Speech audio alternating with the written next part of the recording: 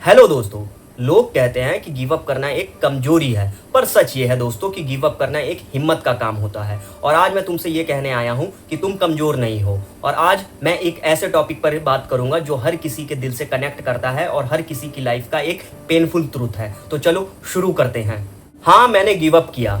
ये शब्द सुनने में तुम्हें बहुत ही आसान लगता होगा, जैसे कि कोई रेस थी और मैंने बस हार मान ली। पर आज मैं तुम्हें उस हार की कहानी सुनाने आया हूँ, जो सिर्फ एक डिसीजन नहीं, एक फैसला नहीं, बल्कि एक लंबे सफर का एक आखिरी स्टेशन होता है। ये कहानी दोस्तों हम सब की है, हर उस इंसान की है जिसने अपनी लाइफ में कभी ना कभी किसी ना किसी मोड पर अपने ड्रीम्स, अपने पैशन या रिलेशनशिप पर गिव अप किया है, या ऐसी चीज पर गिव अप किया है जो कभी उसके दिल के करीब थी। हम सब ने दोस्तों ये लाइंस तो सुनी है, never give up, keep hustling, success is just around the corner, no pain no gain. और हमने इन सब बातों पर बिलीव भी किया है। हमने अपनी दीवारों पर पोस्टर लगाए, अपनी डायरीज में मोटिवेशनल लाइन, कोट्स लिखे और हर सुबह खुद को यही कन्विंस किया है कि आज का दिन अलग होगा। पर फिर क्या होता है दोस्तों? एक लाइफ होती है, वो लाइफ जो हमारे प्लान्स के अकॉर्डिंग बिल्कुल नहीं चलती। ऐसे दिन आते हैं जब हमें सुबह बिस्तर से उठने का मन नहीं करता है। ऐसी रातें आती हैं जब पिलो अपने आप आंसुओं से गीला हो जाता है और सुबह होते होते अपने आप सूख जाता है। ऐसे पल आते हैं हमारी ज़िंदगी में जब शीशे में खड़ा इंसान हमें बिल्कुल स्ट्रेंजर लगता है। पता है, जब तुम गिव अप करते हो तब तुम्हारे साथ एक चीज़ चिपक जाती है, जो है गिल्ट, यानी अफसोस। वो गिल्ट जो तुम्हें सोने नहीं देता, वो गिल्ट जो तुम्हारी हर खुशी के बीच तुम्हें हर पल याद दिलाता है कि तुमने छोड़ दिया। और लोग तुम्हें जज करते हैं कि अरे थोड़ा और ट्राई किया होता, तूने तो बहुत जल्दी हार मान ली। पर कोई ये नहीं जानता कि तुमने कितनी रातें बेचैनी और रो रो कर गुजारी है। कोई ये नहीं जानता कि तुमने कितनी बार खुद को ये समझाया है कि शायद कल कुछ बदल जाए। मैं मानता हूँ कि गिव अप करना ईजी नहीं होता और ना ही ये कोई वीकनेस है। ये बहुत ही हिम्मत का एक बहुत बड़ा इमोशनल डिसीजन होता है, जो तुम तब लेते हो जब तुम सारे रास्ते चल चुके होते हो, जब तुम अपनी रूह तक की जान लगा दी होती है और फिर भी कुछ नहीं बदलता। हर उस छोटी उम्मीद को अपने सीने से लगाए रखते हो जब तक कि उस उम्मीद का बोझ तुम्हारी सांसों को ना रोकने लगे। और तब तुम समझते हो कि शायद अब मुझे अपने आप को बचाना है, अपनी मेंटल पीस, सैनिटी और अपनी जिंदगी को। सोचो उस आर्टिस्ट के बारे में जिसने सालों तक अपने कैनवस पर रंग भरे, पर उसकी आर्ट को कभी कोई ऑडियंस नहीं मिली। सोचो उस राइटर के बारे में जिसकी कहानियां उसके लैपटॉप के फोल्डर में ही बंद होकर रह गई। सोचो उस इंसान के बारे में जिसने एक रिलेशनशिप को बचाने के लिए अपने आप तक को पूरी तरह झोंक दिया, पर अंत में अकेला रह गया। या एक लड़का जो 5 साल से यूपीएससी की तैयारी कर रहा था, एक दिन एहसास किया कि उसका ये सपना उसकी मेंटल हेल्थ को तोड़ रहा है। एक लड़की जो एक टॉक्सिक रिलेशनशिप में थी, वो उसे छोड़ देती है क्योंकि प्यार से ज़्यादा उसके लिए अब ज़रूरी है उसका अस्तित्व। या एक बंदा जो अपने स्टार्टअप में सब कुछ डाल चुका है, एक दिन डिसाइड किया कि फैमिली के साथ वक्त ज़्यादा इंपॉर्टेंट है। ये वो लोग हैं जो गिव अप करते हैं। ये वो लोग हैं जो एक दिन सुबह उठकर कहते हैं कि बस अब और नहीं होगा मुझसे, now I give up on everything. Give up करने का मतलब ये नहीं है कि तुम कमज़ोर हो। गिव अप करने का मतलब ये है कि तुमने खुद को चूज़ किया, और खुद को चूज़ करना दुनिया में सबसे बड़ा करेज होता है। गिव अप करने का वो मोमेंट कैसा होता है तुम जानते हो?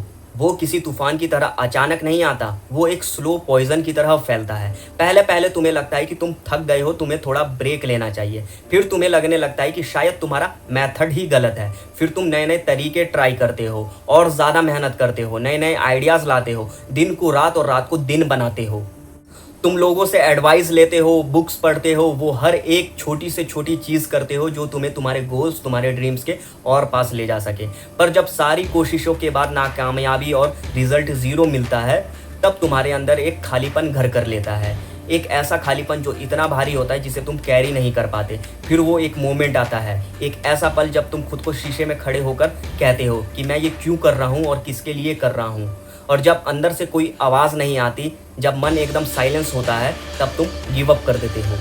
और गिव अप करने के बाद जो चीज़ तुम्हें सबसे ज़्यादा खाती है वो होती है गिल्ट, अफसोस। ये फीलिंग कि शायद मुझे और ट्राई करना चाहिए था, शायद मैंने उतना हार्ड वर्क नहीं किया, शायद मैं कमज़ोर पड़ गया, या मैं इस चीज़ को डिज़र्व ही नहीं करता, या भगवान चाहता ही नहीं है कि ये चीज़ मुझे मिले।